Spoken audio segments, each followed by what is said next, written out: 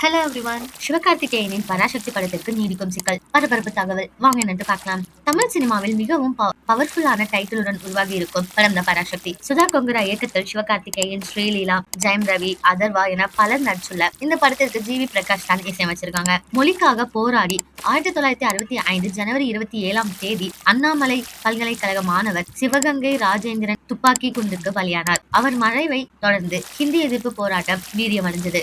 இதேபோல் மொழி போராட்டத்தின் போது 1965 மார்ச் 12 பொள்ளாச்சியில் 250 பேருக்கு மேற்பட்டோர் படுகொலை செய்யப்பட்டனர். இந்த இரண்டு சம்பவங்களை மையப்படுத்திய கதை பராசக்தி. இந்த படம் நாளை ஜனவரி 9 உலகம் முழுவதும் ரிலீஸ் செய்ய முடிவு செய்து அதற்கான அனைத்து வேலைகளையும் படக்குழு செய்து வந்துச்சு. படத்திற்கான புக்கிங் கூட நடந்து வரும் நேரத்தில் விஜயின் ஜனநாயகன் படத்தை போல சிவகார்த்திகேயனின் பராசக்தி படத்திற்கு தணிக்கை குழு சான்றிதழ் பெறுவதில் சிக்கலாக இருந்துச்சு. பராசக்தி படத்தில் சில முக்கியமான காட்சிகளை நீக்க கோரி தணிக்கை குழுவினர் சொன்னதாகவும், அதை எடுத்தால் படத்தின் முக்கிய கதை மாறும் என படக்குழு கூறியதால் தணிக்கை சான்றிதழ் வருவதில் சிக்கல் நீடித்திருக்கு. இன்று பராசக்தி படத்திற்காக தணிக்கை குழு சான்றிதழ் கைது கிடைத்துவிடும் என எதிர்பார்க்கையில் இப்போது வரை சான்றிதழ் கிடைக்கவில்லை. இதனால் பராசக்தி படத்தின் ரிலீஸ் தேதியும் தள்ளி போகலாம் என கூறப்படுது. வெளிநாடு விநியோகஸ்தர்களுக்கு பராசக்தி பட ரிலீஸ் தள்ளி போவதாக தகவல் வந்துள்ளதாக கூறப்படுது. ஆனால் என்ன நடக்கும் என்பதை பொறுத்திருந்து காண்போம். உங்களை யாரெல்லாம் பராசக்தி படத்துக்காக முன்பதிவு பண்ணியிருந்தீங்களோ அவங்கள கமெண்ட்ல சொல்லுங்க.